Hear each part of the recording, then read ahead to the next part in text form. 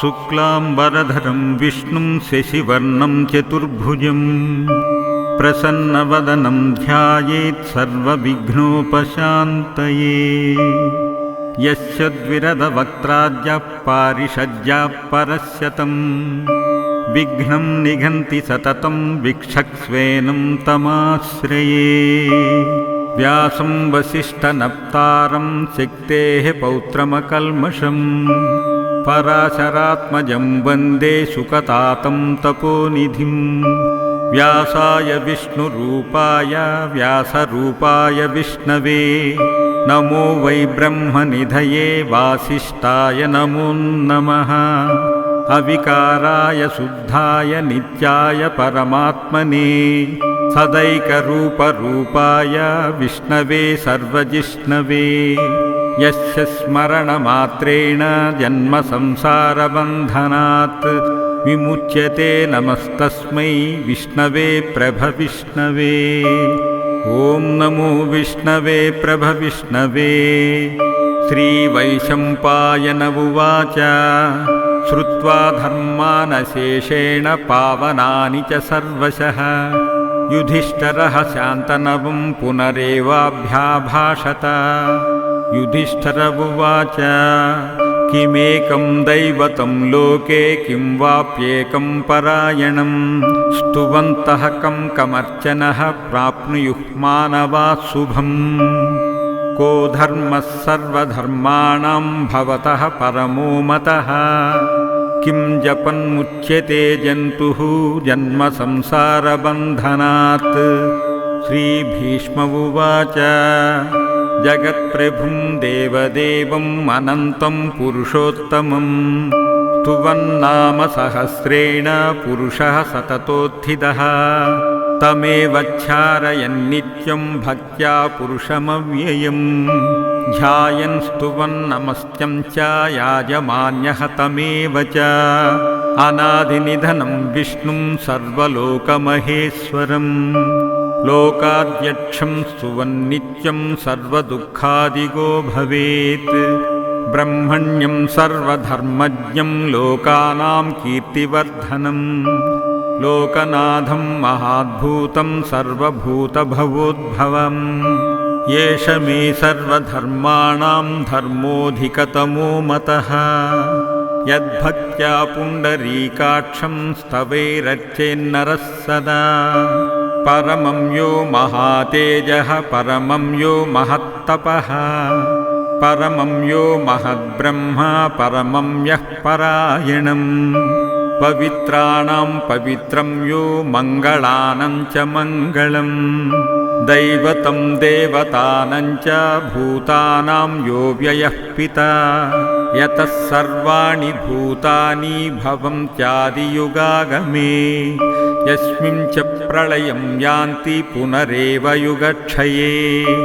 तस्य लोकप्रधानस्य जगन्नाथस्य भूपते विष्णोर्नाम सहस्रं मे शृणु पापभयापहम्। यानि नामानि गौणानि विख्यातानि महात्मनः ऋषिभिः परिगीतानि तानि वक्ष्यामि भूतये। विष्णोर्नाम सहस्रस्य वेदव्यासो महामुनिः छन्दोनुष्टुप् तथा देवो भगवान् देवकीसुतः। अमृतांशूद्भवो बीजं शक्तिर्देवकीनन्दनः त्रिशामा हृदयं तस्य शान्तर्ध्ये विनियुज्यते। विष्णुं जिष्णुं महाविष्णुं प्रभविष्णुं महेश्वरम् अनेकरूपदैत्यान्तं नमामि पुरुषोत्तमम्। अस्य श्रीविष्णोर्दिव्यसहस्रनामस्तोत्रमहामन्त्रस्य श्रीवेदव्यासो भगवान् ऋषिः अनुष्टुप्छन्दः। श्रीमहाविष्णुः परमात्मा श्रीमन्नारायणो देवता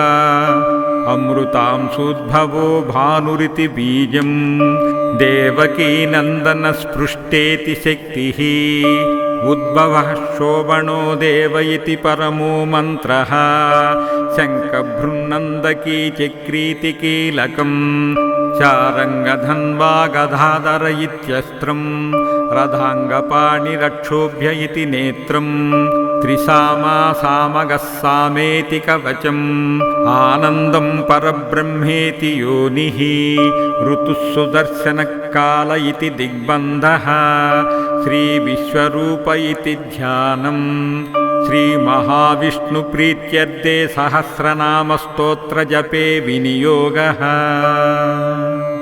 ध्यानम् क्षीरोदन्मत्प्रदेशे शुचिमणिविलसत्सैकते मौक्तिकानां मालाक्लुप्तासनस्तः स्फटिकमणिनिभैः मौक्तिकैः मण्डिताङ्गः शुभ्रैरभ्रैरदभ्रैरुपरि विरचितैः मुक्तिपीयूषवर्षैः आनन्दीह्नः पुनीयात् अरिनलिनगदा शङ्खपाणिः मुकुन्दः भूःपादौ यस्य नाभिः वियदसुरनिलः चन्द्रसूर्यौ च नेत्रे कर्णावाशाशिरोद्यौ मुखमपि दहनो यस्य वासोऽयमब्धिः अन्तस्तं यस्य विश्वं सुरनरकगगो भोगि गन्धर्वदैत्यैः चित्रं रम्यते तं त्रिभुवनवपुषं विष्णुमीशं नमामि। ॐ नमो भगवते वासुदेवाय। शान्ताकारं भुजगशयनं पद्मनाभं सुरेशं विश्वाकारं गगनसदृशं मेघवर्णं शुभाङ्गं लक्ष्मीकान्तं कमलनयनं योगिहृज्यानगम्यं वन्दे विष्णुं भवभयहरं सर्वलोकैकनाथं मेघश्यामं पीतकौशेयवासं श्रीवत्साङ्गं कौस्तुभोद्भासिताङ्गं पुण्योपेतं पुण्डरीकायताक्षं विष्णुं वन्दे सर्वलोकैकनाथम्। नमः समस्तभूतानामादिभूताय भूभृते अनेकरूपरूपाय विष्णवे प्रभविष्णवे। ॐ नमो विष्णवे प्रभविष्णवे। सशङ्खचक्रं सकिरीटकुण्डलं सपीतवस्त्रं सरसीरुहेक्षणम् सहारवक्षस्थलशोभि कौस्तुभं नमामि विष्णुं शिरसा चतुर्भुजम्। छायायां पारिजातस्य हेमसिंहासनोपरि आसीनमम्बुदश्यामं आयताक्षम् अलङ्कृतम् चन्द्राननं चतुर्बाहुं श्रीवत्साङ्कितवक्षसं रुक्मिणी सत्यभामाभ्यां सहितं कृष्णमाश्रये। ॐ विश्वं विष्णुर्वषट्कारो भूतभव्यभवत्प्रभुः भूतकृद्भूतभृद्भावो भूतात्मा भूतभावनः भूतात्मा परमात्मा च मुक्तानां परमागतिः अव्ययः पुरुषः साक्षी क्षेत्रज्ञोऽक्षर एव च योगो योगविदां नेता प्रधानपुरुषेश्वरः नारसिंहवपुः श्रीमान् केशवः पुरुषोत्तमः सर्वशिवस्ताणुः भूतादिर्निधिरव्ययः सम्भवो भावनो भर्ता प्रभवः प्रभुरीश्वरः स्वयंभू शम्भुरादित्यः पुष्कराक्षो महास्वनः अनाधिनिधनो दाता विधाता दातुरुत्तमः अप्रमेयो हृषीकेशः पद्मनाभोमरप्रभुः विश्वकर्मा मनुस्त्वष्टा स्तविष्टः स्तविरो ध्रुवः अग्राह्यः शाश्वतः कृष्णो लोहिताक्षः प्रतर्धनः प्रभूतस्त्रिककुब्धामा पवित्रं मङ्गलं परम् ईशान्यः प्राणदः प्राणो ज्येष्ठः श्रेष्ठः प्रजापतिः हिरण्यगर्भो भूगर्भो माधवो मधुसूदनः ईश्वरो विक्रमी धन्वी मेधावी विक्रमक्रमः अनुत्तमो दुर्धर्षः कृतज्ञः कृतिरात्मवान् सुरेशः शरणं शर्मा विश्वरेता प्रजाभवः अहः संवत्सरो व्याळः प्रत्ययः सर्वदर्शनः अजः सर्वे सर्वसिद्धः सिद्धिसर्वादिरच्युतः वृषाकपिरमेयात्मा सर्वयोगविनिस्पृतः वसुर्वसुमना सत्यः समात्मा संमितः समः अमोघः पुण्डरीकाक्षो वृषकर्मा वृषाकृतिः रुद्रो बहुशिरा बभ्रुः विश्वयोनिशुचिस्रवाः सर्वगः सर्वविद्भानुः विश्वक्सेनो जनार्दनः वेदो वेदविदव्यङ्गो वेदाङ्गो वेदवित्कविः लोकाध्यक्षः सुराध्यक्षो धर्माध्यक्षः कृताकृतः चतुरात्मा चतुर्व्यूहा चतुर्द्रंश्चतुर्भुजः भ्राजिष्णुर्भोजनं भोक्ता सहिष्णुर्जगदादिजः अनघो विजयो जेता विश्वयोनिः पुनर्वसुः उपेन्द्रो वामनः प्रासुः अमोघः शुचिरूर्जितः अतीन्द्रः सङ्ग्रहः सर्गो धृतात्मा नियमो यमः वैद्यो वैद्यः सदा योगी वीराः माधवो मधुः अतीन्द्रियो महामायो महोत्साहो महाबलः महाबुद्धिर्महावीर्यो महाशक्तिर्महाद्युतिः अनिर्देश्य वपुः श्रीमान् आमेयात्मा महाधृधृत् महेश्वासो महीभर्ता श्रीनिवासः सताङ्गतिः अनिरुद्धः सुरानन्दो गोविन्दो गोविदाम्पतिः मरीचिर्दमनोहंसः सुपर्णो भुजगोत्तमः हिरण्यनाभः सुतपा पद्मनाभः प्रजापतिः अमृत्युस्पर्शदृक्सिंह सन्तता सन्धिमान् स्थिरः अजो दुर्मर्शनशास्त्रा विश्रुतात्मा सुरारिः गुरुर्गुरुतमो धामा सत्यपराक्रमः निमिषो निमिषस्रग्वी वाचस्पतिरुधारधीः अग्रणीर्ग्रामणी श्रीमान् न्यायो नेता समीरणः सहस्रमूर्धा विश्वात्मा सहस्राक्षः सहस्रपात् अवर्तनो निवृतात्मा संवृतः संप्रमर्दनः अहः संवर्तको वह्निः अनिलो धरणीधरः सुप्रसादः प्रसन्नात्मा विश्वसृग्विश्वभुग्विभुः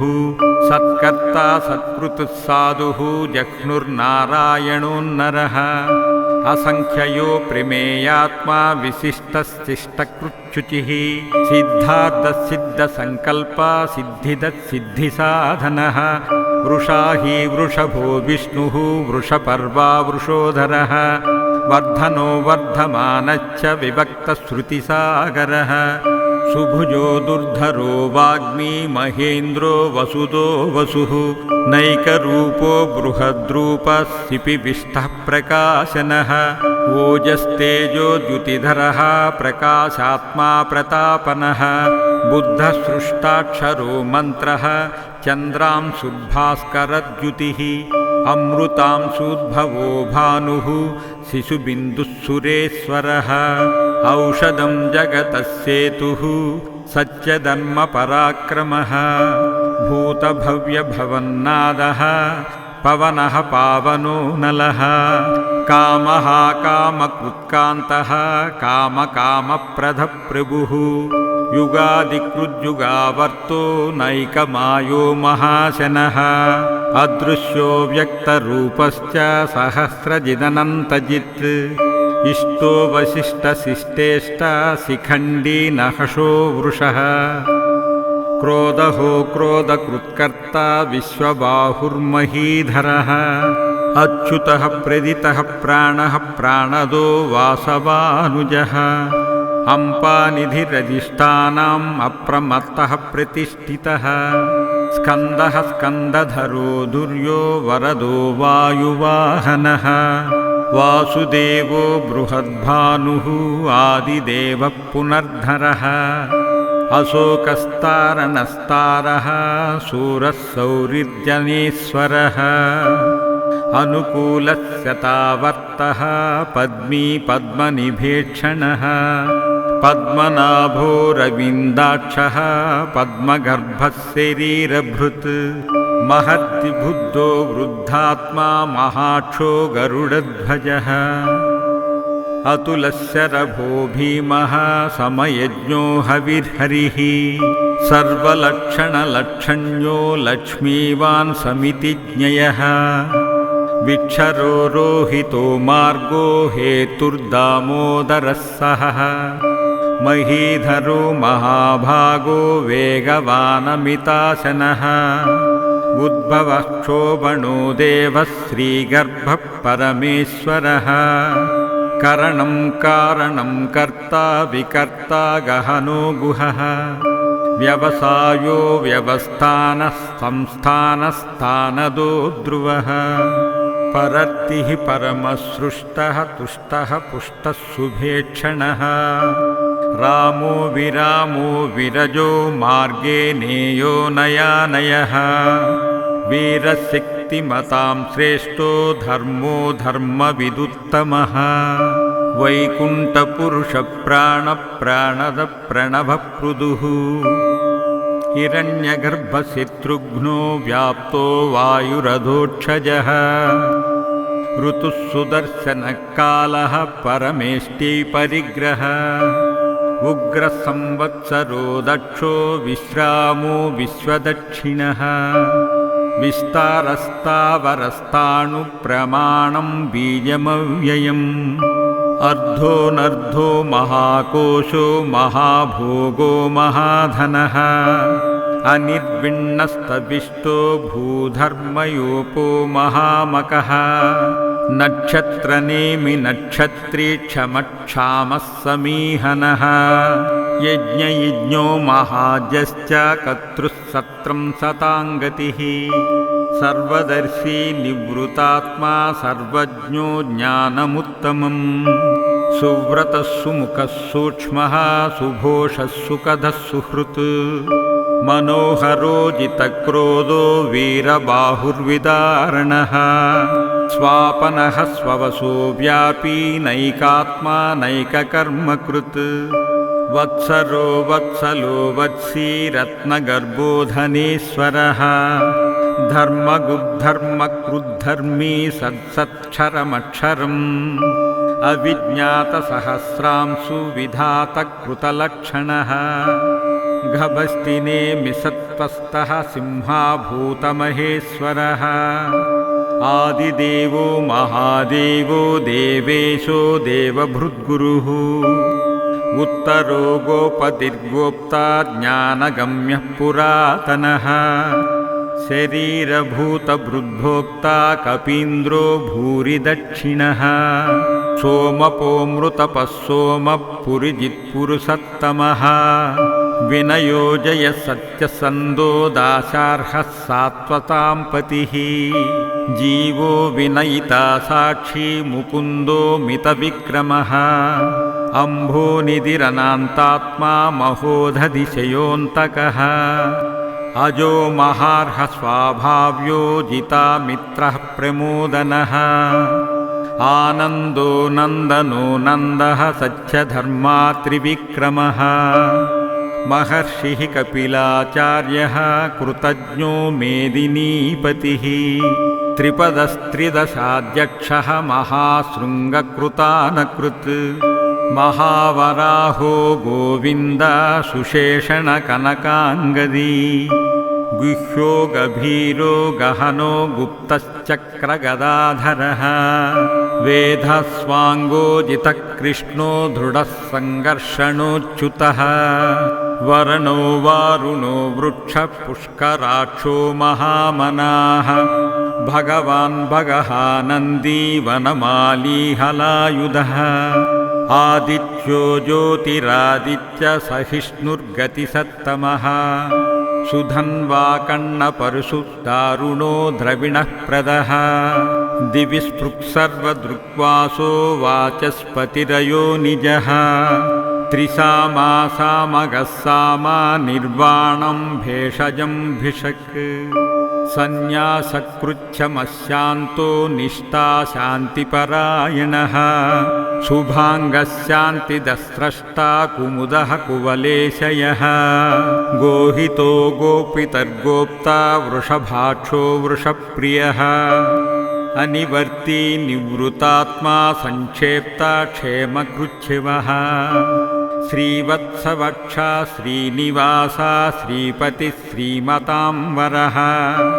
श्रीदश्रीश श्रीनिवास श्रीनिधिः श्रीविभावनः श्रीधर श्रीकर श्रेया श्रीमान् लोकत्रयाश्रयः स्वक्षस्वङ्गशतानन्दो नन्दिर्ज्योतिर्गणेश्वरः विजितात्मा विधेयात्मा सत्कीर्तिश्चिन्नसंशयः उदीर्णः सर्वतश्चक्षु अनीशः शाश्वतस्थिरः भूषयो भूषणो भूतिविशोकः शोकनाशनः अर्चिष्मानर्चितकुम्भो विशुद्धात्मा विशोधनः अनिरुद्धो प्रीतिरथः प्रद्युम्नो मितविक्रमः कालनेमिनिहा वीरः सौरिशूरः शूरजनेश्वरः त्रिलोकात्मा त्रिलोकेश केशवः केशः हरिः कामदेवः कामपालः कामी कान्तकृतागमः अनिर्देश्य वपुर्विष्णुर्वीरो नन्तो धनञ्जयः ब्रह्मण्यो ब्रह्मकृत् ब्रह्मा ब्रह्म ब्रह्मविवर्धनः ब्रह्मविद्ब्रह्माणि ब्रह्म ब्रह्मज्ञ ब्राह्मणप्रियः महाक्रमो महाकर्मा महातेजा महोरगः महाक्रतुर्महायज्वा महायज्ञो महाहविः स्तव्यस्तव प्रियस्तोत्रं स्तुतश्चोतारणप्रियः पूर्णः पूरयिता पुण्यः पुण्यकीर्तिरनामयः मनोजवस्तीर्थकरो वसुरेता वसुप्रदः वसुप्रदो वासुदेवो वसुर्वसुमनाहविः सद्गति सत्कृति सत्ता सद्भूति सत्परायणः शूरसेनो यदुश्रेष्ठः सन्निवासः सुयामुनः भूतावासो वासुदेवः सुरासुनिलयो नलः दर्पः दर्पदो दृप्तो दुर्धरो धापराजितः विश्वमूर्तिर्महामूर्ति दीप्तिमूर्तिरमूर्तिमान् अनेकमूर्तिरव्यक्तः शतमूर्तिशताननः एको नैकः सवक किं यत्तत्पदमनुत्तमम् लोकबन्धुर्लोकनाथो माधवो भक्तवत्सलः सुवर्णवर्णो हेमाङ्गो वराङ्गश्चन्दनाङ्गदी वीरः विषमसूनो घृताशीरचलश्चलः अमानीमानदो मान्यो लोकस्वामी त्रिलोकधृत् सुमेधामेतजोधन्यः सत्यमेधाधराधरः तेजो वृषो द्युतिधरः सर्वशस्त्रभृतांवरः प्रग्रहो निग्रहो व्यग्रो नैकशृङ्गो गदाग्रजः चतुर्मूर्तिश्चतुर्बाहुश्चतुर्व्यूहश्चतुर्गतिः चतुरात्मा चतुर्वेदविदेकपात् समावर्तो निवृतात्मा दुर्जयो दुरतिक्रमः दुर्लभो दुर्गमो दुर्गो दुरावापो दुरारिः शुभांगो लोकसारंगः सुतन्तुस्तन्तुवर्धनः इन्द्रकर्मा महाकर्मा कृतकर्मा कृतागमः उद्भवः सुन्दरः सुन्दो रत्ननाभः सुलोचनः अर्को वाजसनिशृङ्गी जयन्तः सर्वविजयी सुवर्णबिन्दुरक्षोभ्यः सर्ववागीश्वरेश्वरः महाह्रदो महागर्तो महाभूतो महानिधिः कुमुदकुन्दरकुन्दपर्जन्यपावनो निलः अमृताशो मृतवपुः सर्वज्ञ सर्वतोमुखः सुलभः सुव्रतसिद्धः शत्रुजिच्चित्रुतापनः न्यग्रोदोदुम्बरोऽश्वत्थश्चाणूरान्ध्रनिगाधनः सहस्रार्चि सप्तजिह्व सप्तैधा सप्तवाहनः अमूर्तिरनघोचिन्त्यो भयकृद्भयनाशनः अणुर्बृहत्कृशस्थूलो गुणभृन्निर्गुणो महान् अधृतस्प्रधृतस्वास्तप्राङ्वशो वंशवर्धनः भारभृत्कथितो योगी योगीशः सर्वकामदः आश्रमश्रमणः कामा सुपर्णो वायुवाहनः धनुर्धरो धनुर्वेदो दण्डो दमयितादमः अपराजितः सर्वसहो नियन्ता नियमो यमः सत्यवान् सात्विक सत्यः सत्यधर्मपरायणः अभिप्रायप्रियारोह प्रियकृत्प्रीतिवर्धनः विहाय सगतिर्ज्योति सुरुचिर्हुतभुग्विभुः रविर्विरोचनः सूर्यः सविता रविलोचनः अनन्तो हुतभुग्भोक्ता सुखदो नैकदोऽग्रजः अनिर्विण्णः सदामर्षी लोकाधिष्ठानमद्भुतः सनात्पनातनतमः कपिलः कपिरव्ययः स्वस्तिदस्वस्तिकृत् स्वस्ति स्वस्तिभुक् स्वस्ति दक्षिणः अरौद्रः कुण्डलीचक्री विक्रमूर्जितशासनः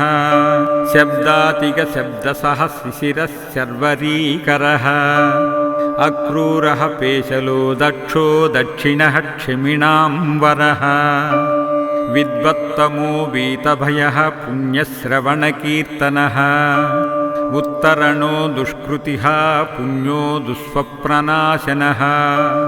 वीराहारक्षणस्तन्तो जीवनः पर्यवस्थितः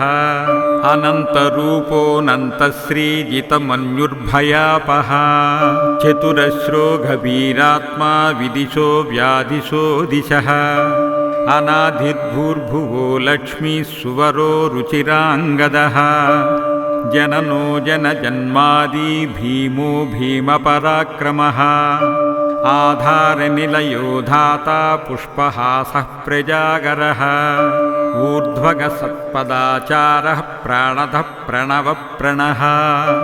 प्रमाणं प्राणनिलयः प्राणधृत् प्राणजीवनः तत्त्वं तत्त्वविदेकात्मा जन्म मृत्युजरातिगः भूर्भुवस्वस्तुरस्तारः सविता प्रपितामहः यज्ञो यज्ञपतिर्यज्ञा यज्ञाङ्गो यज्ञवाहनः यज्ञभृत् यज्ञकृत् यज्ञी यज्ञभुक् यज्ञसाधनः यज्ञान्तकृत् यज्ञगुह्यम् अन्नमन्नादयेव च आत्मयोनि स्वयं जातो वैखानः सामगायनः देवकीनन्दनस्रष्टा क्षितीशः पापनाशनः शङ्खभृत्नन्दकीचक्री सारङ्गधन्वगदाधरः रथाङ्गपाणिरक्षोभ्यो सर्वप्रहरणायुधः सर्वप्रहरणायुध ॐ नम इति वनमाली गदीशाङ्गी शङ्की चक्री च नन्दकी श्रीमन्नारायणो विष्णुः वासुदेवोऽभिरक्षतु वनमाली गदीशाङ्गी शङ्की चक्री च नन्दकी श्रीमन्नारायणो विष्णुः वासुदेवोऽभिरक्षतु वनमाली गदीशाङ्गी शङ्खी चक्री च नन्दकी श्रीमन्नारायणो विष्णुः वासुदेवोऽभिरक्षतु इतीदं कीर्तिनीयस्य केशवस्य महात्मनः नामं सहस्रदिव्यानाम् अशेषेण प्रकीर्तितं य इदं शृणुयात् नित्यं यश्चापि परिकीर्तयेत् नाशुभं प्राप्नुयात् किञ्चित् सोमुत्रेह च मानवः वेदाङ्गो ब्राह्मणः सात् क्षत्रियो विजयी भवेत् वैश्यो धनसमृद्धः स्यात् शूद्रः सुखमवाप्नुयात् धर्मार्धी प्राप्नुयात् धर्मम् अर्धार्धी चार्धमाप्नुयात् कामनावाप्नुयात् कामी प्रजार्थी चाप्नुयात् प्रजाः भक्तिमान्यः सदोत्थाय शुचिस्तद्गतमानसः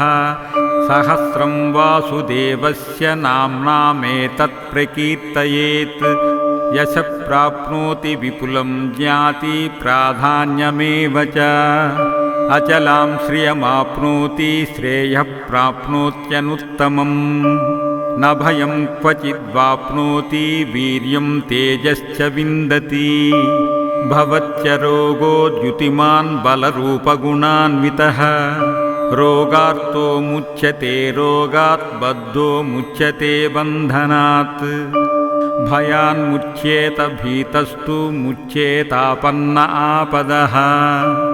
दुर्गण्यातिथिरत्यासु पुरुषः पुरुषोत्तमम् स्तुवन्नाम सहस्रेण नित्यं भक्तिसमन्वितः वासुदेवाश्रयो मर्त्यो वासुदेवपरायणः सर्वपापविशुद्धात्मा याति ब्रह्म सनातनम् न वासुदेवभक्तानाम् अशुभं विद्यते क्वचित् जन्म मृत्युजरा व्याधि भयं नैवोपजायते इमं स्तवमधीयानः श्रद्धा भक्तिसमन्वितः युज्येतात्मा सुखान्शान्तिः श्रीधुतिस्मृतिकीर्तिभिः न क्रोधो न च माच्छर्यं न लोभो नाशुभामतिः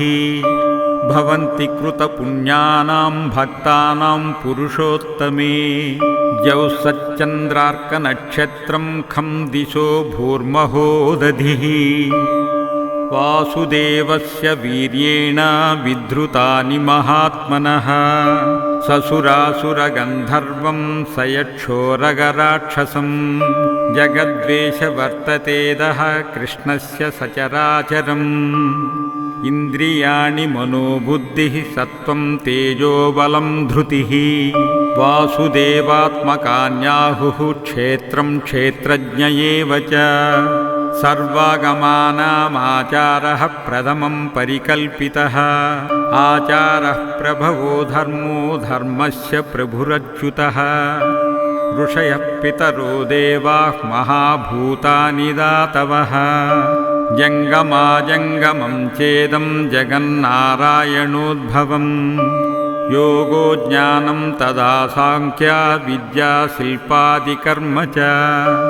वेदशास्त्राणि विज्ञानम् एतत् सर्वं जनार्दनात् एको विष्णुर्महाद्भूतं पृथग्भूतान्यनेकशः त्रीन् लोकान् व्यापभूतात्मा भुङ्गे विश्वभुगव्ययः इमं स्तवं भगवतो विष्णोर्व्यासेन कीर्तितम्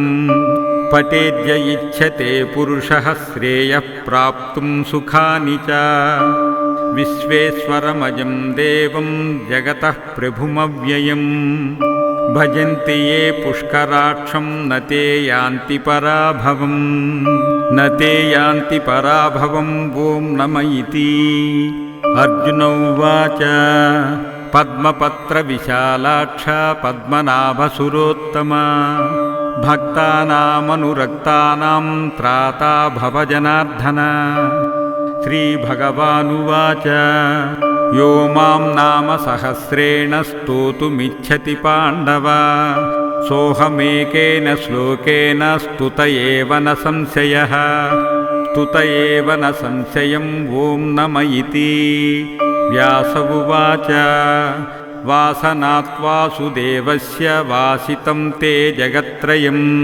सर्वभूतनिवासोऽसि वासुदेव नमोऽस्तु ते श्रीवासुदेव नमोऽस्तु ते ॐ नम इति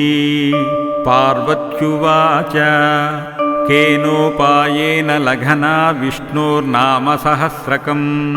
पठ्यते पण्डितैर्नित्यं श्रोतुमिच्छाम्यहं प्रभो ईश्वर उवाच श्रीराम राम रामेति रमे रामे मनोरमे सहस्रनाम तत्तुल्यं रामनाम वरानने श्रीराम राम रामेति रमे रामे मनोरमे सहस्रनाम तत्तुल्यं रामनामवरानने श्रीराम राम रामेति रमे रामे मनोरमे सहस्रनाम तत्तुल्यं रामनामवरानने श्रीरामनामवरानन ॐ नम इति ब्रह्मोवाच नमोस्तनन्ताय सहस्रमूर्तये सहस्रपादाक्षिशिरोरुबाहवे सहस्रनाम्ने पुरुषाय शाश्वते सहस्रकोटियुगधारिणे नमः सहस्रकोटियुगधारिणे ॐ नम इति संजय उवाच यत्र योगीश्वरः कृष्णो यत्र पार्थो धनुर्धरः तत्र श्रीविजयो भूतिः ध्रुवा नीतिः मतिर्मम श्रीभगवानुवाच अनन्ताश्चिन्तयन्तो मां ये जनाः पर्युपासते तेषां नित्याभियुक्तानां योगक्षेमं वहाम्यहम् परित्राणाय साधूनां विनाशाय च दुष्कृतां धर्मसंस्थापनार्थाय सम्भवामि युगे युगे आर्ताविषिन्नाः शिथिलाश्च भीताः घोरेषु च व्याधिषु वर्तमानाः संकीर्त्य नारायणशब्दमात्रं विमुक्तदुःखाः सुखिनो भवन्ति यदक्षरपदभ्रष्टं मात्रहीनं तु यद्भवेत् तत्सर्वं क्षमत्वां देव नारायण नमोऽस्तु ते कायेन वाचा मनसेन्द्रियैर्वा बुद्धात्मना वा प्रकृते स्वभावात् करोमि यद्यत् सकलं परस्मै नारायणायेति समर्पयामि।